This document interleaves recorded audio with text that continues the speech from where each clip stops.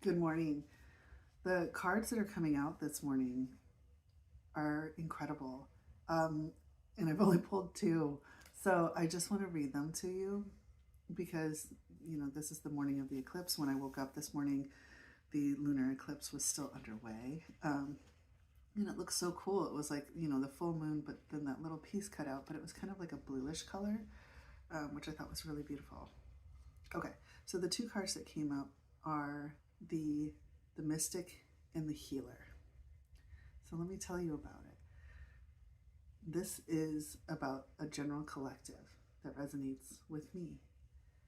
So this is you if you're watching this, and this is me too. All right, the mystic. The mystic seems like they wander, they're lighthearted and a daydreamer, but remains fearlessly dedicated to the path of transformation. They do not fear the darkness, but rather harness the potential and latent energy and embed it with light. Here.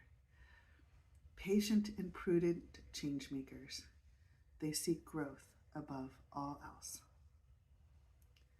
You have a strong fire within. See that? It talks about having a relationship with fire, but like your internal fire. Maybe also the fire signs, like where your fire signs are placed in your chart. Something to look at. The mystic seems inward facing, meaning like contemplative. But the light beams back to the world with the strength of 1,000 stars. So this talks about part of the way that you heal the darkness is by focusing inward, tending to that flame within. And as you grow that flame, it lights the world up. This is what I mean. Whoever I'm talking to, you're amazing. In addition, we have the healer. The healer's mission is to move through the comfort of forgetting, through the veils of ignorance and denial, to reveal the radiance that already exists. The circular cycle of a healer is like the Ouroboros, which is the tail-eating snake. The idea here is that we forget things as soon as we arrive into our vessels, and there's this misconception that ignorance is bliss. Like, they talk about the innocence of childhood and how carefree and lovely that is. But childhood isn't any easier than being an adult. We just romanticize it because we had less responsibility. Tending to this fire within, tending to that fire within, produces that childlike wonder back into your world. And as you demonstrate that to yourself, you give other people the permission to do the same. And so, because if you think back on your childhood, it wasn't any easier, was it? You were confused, you were scared, you were powerless. You just also had this brilliant imagination. That can happen again. And this time, you don't have to be afraid, and you're not powerless.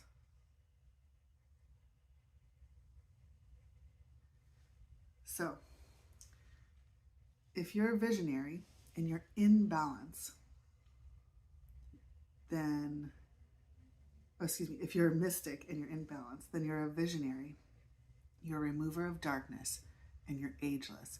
That's what I mean, that like childlike wonder within. If you're out of balance, though, as a mystic, you're results driven and you seek recognition. So that's like the concept of why we talk so much about of releasing control of the outcome, of allowing your inner guidance to pave the way before you as you walk those steps. Like let the universe rise beneath your feet as you take each step into the unknown. And for the healer, when you're in balance, you're self-contained, you're grateful, and you're awake. But when you're out of balance, you're tired and you're needy and you forget your own practices. We all do it. Life gets really busy. But that's why they talk about that Ouroboros. Is it's like you take care of yourself and then you help take care of others and then you forget and then you have to go back to taking care of yourself. It's circular. That's the natural cycles of it. It's like the moon. Just because it's not full every day doesn't mean it's less. It just means it's cycling. You can't shine bright every day, and you can't shine bright all the time. All right. Let's see what tarot has to say. The Devil upright as our first card.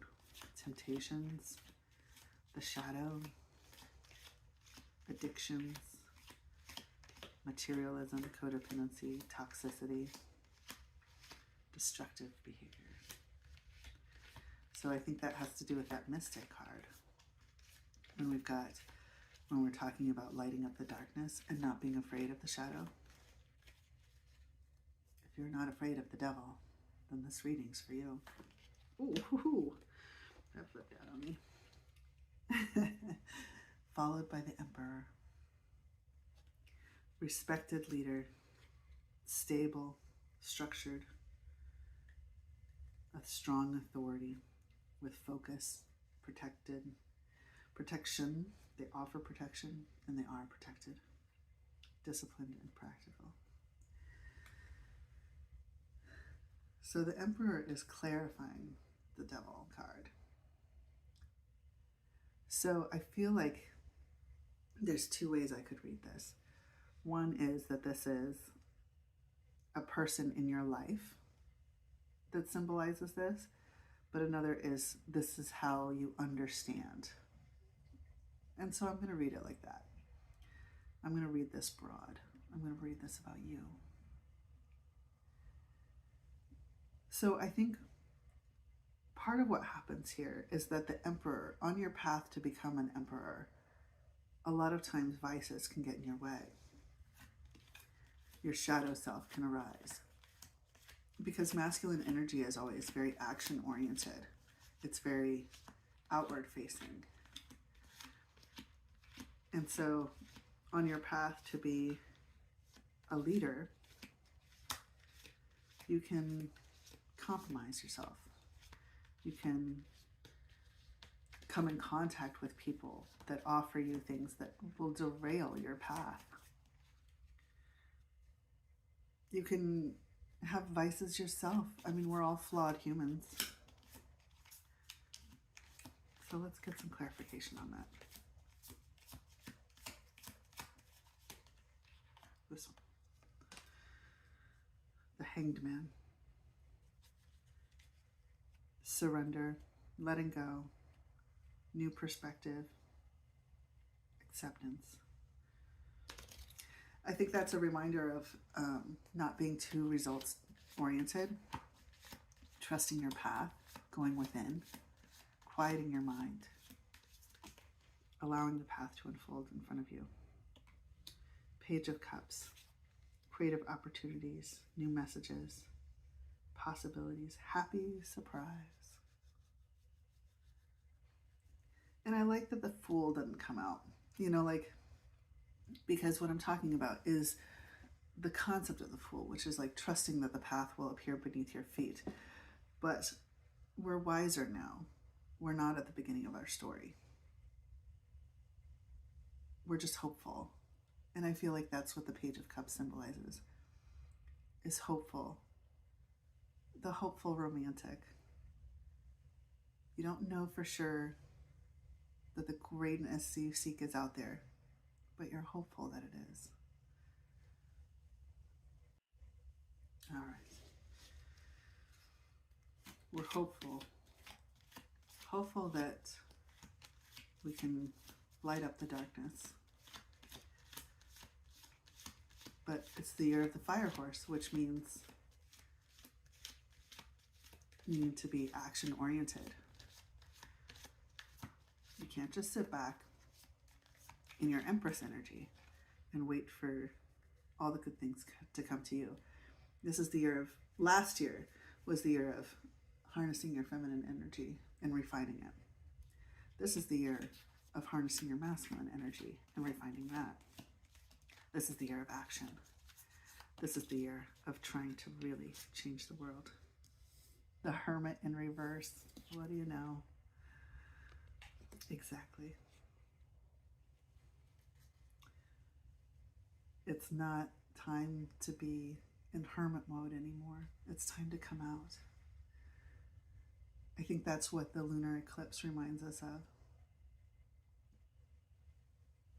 Stepping out of the shadow. That we were there all along. You just couldn't see it. And the moon represents the feminine. So it's kind of like, you know, the feminine was covered up last year. The feminine was in hermit mode because it needed to heal. It needed to refine. It needed to hone its skills. The skills of intuition, the skills of stillness, the skills of knowing your worth. But now it's time to harness our emperor. And the hard part is the emperor is where vices are hardest. Whereas you try to change the world, you want people to notice. You want people to recognize it and give you credit.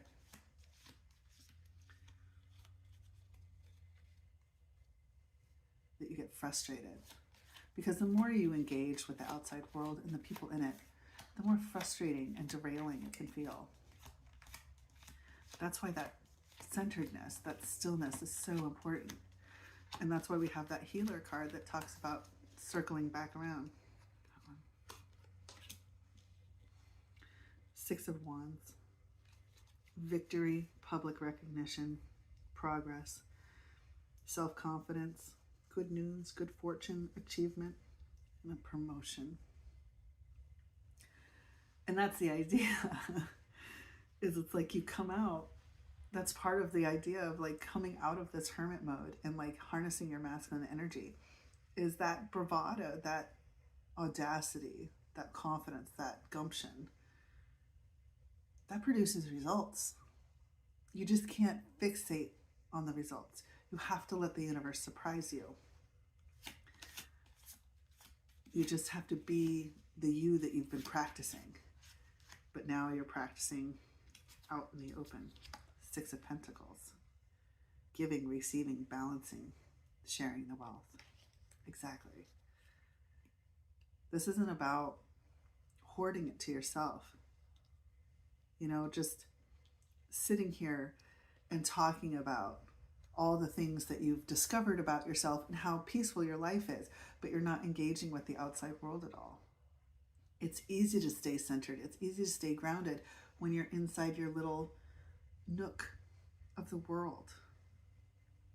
But Spirit is asking you to go forth, share this information, share it, and engage with the world and learn more, evolve more. It's time to go to the next level.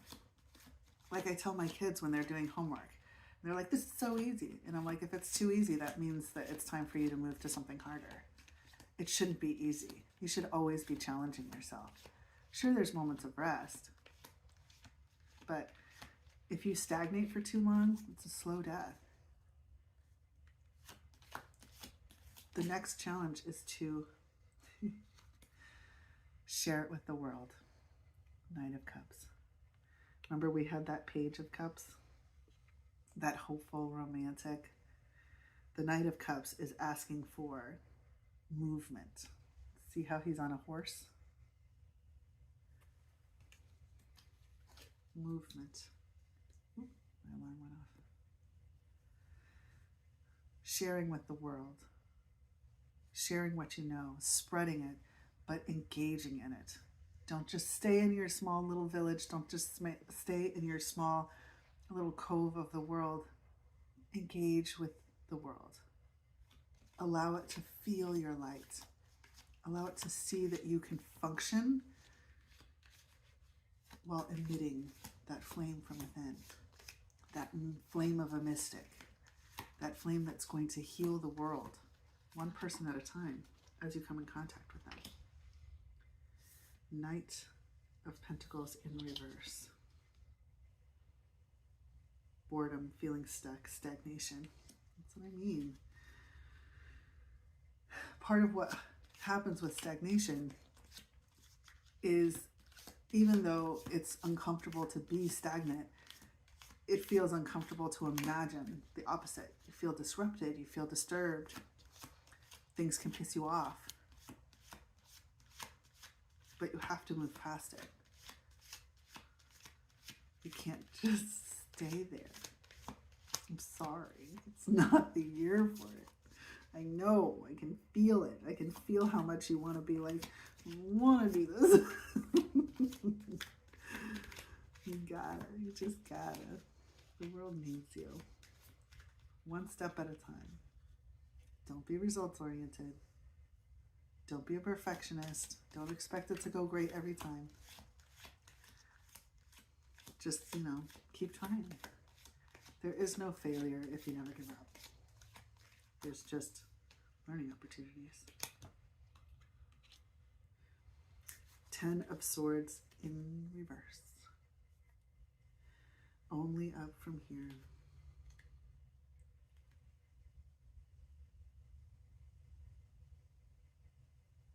Resisting healing, resisting regeneration, an inevitable end, and learning the lessons. And that's underneath stagnation. It's time to let go of some of that stagnation. So like today, for example, as you engage with the world, think about how it went right instead of how it went wrong. Don't think about the person who pissed you off. Think about the person who said something nice, or the person that you appreciate their energy. It could be the barista at Starbucks. You're like, they had a great smile, or their vibe was good. It could be some person walking down the street who's just kind of like, they're jogging, but it looks like they're having a good time and it makes you feel good. All those things. Think about how your day went right. Release the burdens and the worry that the whole world is your enemy.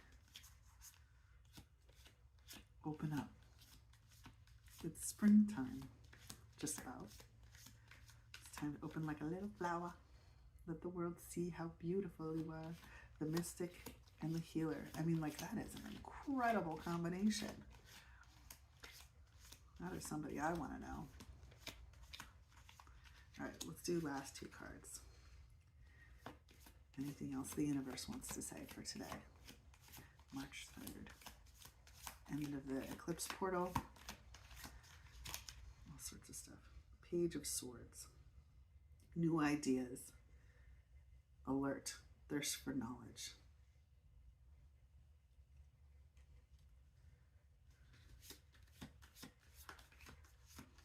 Messages. Pages are always a symbol of a message or something incoming. And since it's a sword, I think that it might have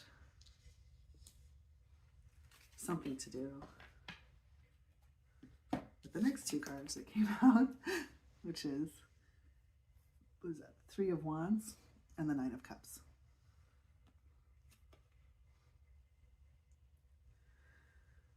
So the 2 of Wands symbolizes this, like, see how the dude's looking off into the distance? He's planning. He's looking into the horizon. He's going forth, or planning on going forth. And then the 9 of Cups, that is the concept of somebody who is sovereign emotionally, so self-contained. That's part of what we talked about with being a mystic and being a healer. Self-contained. Yes, you need to recharge. You have to go back into your little bat cave and replenish yourself. But if we're going forth, what this is actually telling you is to remember your boundaries. The idea with the 9 of Cups is this dude has all these cups that he's accumulated behind him, and that you have learned. You've let people sip out of your cup that shouldn't be sipping out of your cup. And you've learned now those boundaries. You've learned how to be selective about who gets to drink from your cup. And you now know that if someone's going to drink from your cup, you want to feel that in return.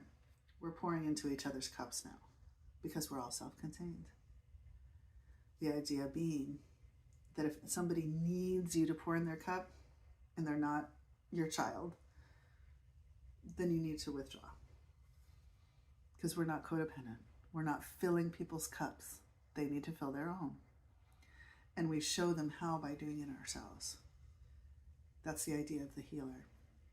We demonstrate how we fill our own cup, and we show people how to do it for themselves. We don't deplete ourselves anymore. We're in our 9 of Cups era. We are sovereign. We have boundaries. And out there, something's calling for you. It's time to go forth into the distance. And I don't know where you're going. That's not the point. You're not supposed to know either. You're just supposed to trust that one step at a time, the universe will rise up to meet your foot. And all you need to do is remember to stay balanced. Remember your teachings that you've taught yourself this last year. Stay centered.